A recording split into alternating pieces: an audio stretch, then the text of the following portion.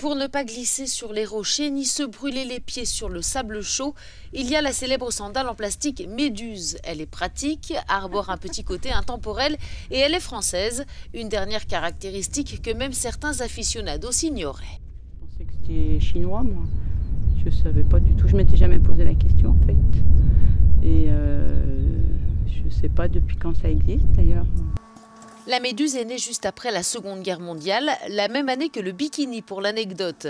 2021 marque les 75 ans de la sandale souple et transparente et c'est dans cette usine de Beaupréau en Mauges, petite ville française du Maine-et-Loire, que la méduse au bout arrondi, bride tressée et semelle à picot est confectionnée. C'est un produit mythique surtout parce qu'il a été créé en 1946 par la Sarésienne. Après-guerre où on manquait de cuir, en fait, on a substitué le cuir par le PVC. Et on a tout injecté un produit en PVC qui est la sandale telle qu'on la connaît aujourd'hui en fait.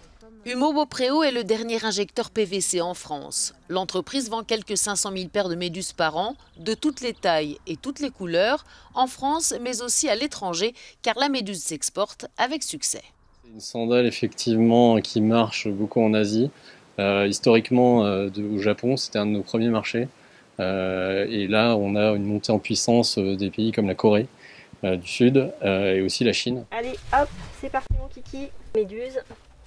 La méduse a marqué des générations d'enfants et pour ceux devenus grands, elle est bien plus qu'une sandale. Elle est une douce et colorée réminiscence des vacances d'été. C'est le souvenir, c'est le soleil, c'est les embruns, c'est la nostalgie peut-être aussi, on peut dire ça. Mais au fait, pourquoi méduse? Le nom méduse vient de la similarité entre la couleur de l'animal gélatineux et celle des premières sandales.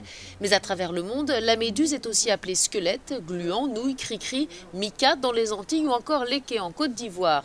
Les lékés qui sont d'ailleurs les chaussures les plus vendues du pays.